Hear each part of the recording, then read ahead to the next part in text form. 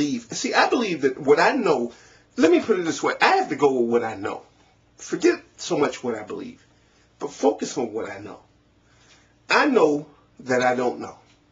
It was one of the things I actually learned when I overcame anxiety attacks. One of the most important lessons I ever learned was to acknowledge that there are things in this world I just absolutely, straight up, just do not know. I don't know. There are things I don't know. I don't really know for a fact. I really don't know what happens when you die. I mean, and I don't think anybody else knows. See, the one thing I do know, see, when David Hume taught me that most important lesson is the one thing I do know is that I don't know. I don't know if the sun will rise tomorrow.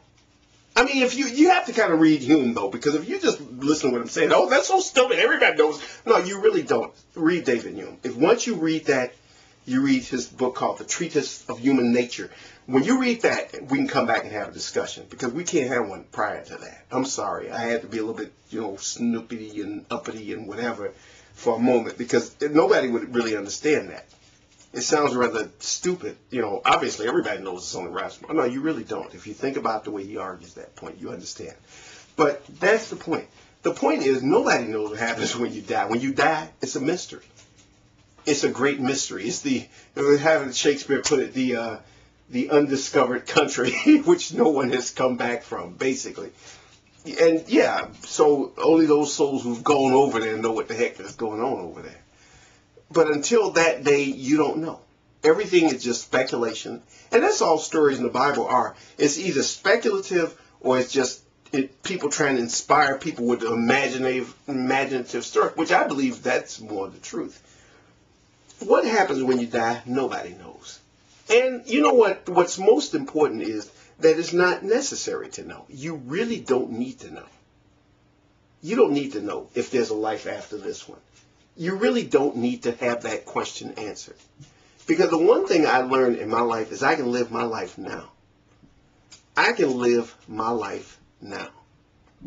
I can focus on this moment.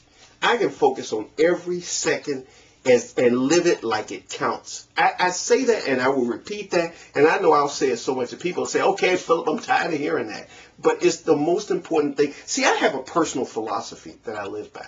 And that philosophy is live every moment like it counts. Live it like it counts. Take each moment like it matters. See, I will say that because it's my mantra in life. It's my mantra. Live each moment like it counts. See, what happens is a lot of times people know how to blow smoke. They know how to bullshit you with religious stories and that they have the secret keys and you had better, sign up with them or else. This is business. One of the things I made a video I was going to put up on YouTube, but I thought, okay, I'm not going to do that. But I'm going to say it. Religion is business. Plain and simple. It's business. It's just like Microsoft. It's like Ford or Toyota.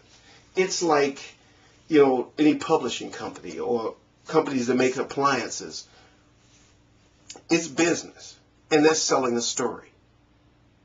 It's like what Seth Godin says in that book, All Marketers Are Liars. Basically, what you do is you tell a really good story and then you market that story. You sell the story. You connect a product with it and you sell the story. You got to have a really intriguing story. See, and what happens is that science comes along, here comes science, and basically fucks it up. Sorry, gotta say it fucks up the story with facts. It's like that old expression, don't go ruining a good story with the truth. And that's the problem. The one truth that I do know is I don't know. That's the lesson I learned from David Hume. And that's what I gotta say. It's the thing that's always on my mind. That people sometimes don't realize that these people who claim to be experts don't know any more than you do. They're no smarter than you about what is going to happen when you die. And I take everything from that perspective. Once you start with that foundation, you have freedom.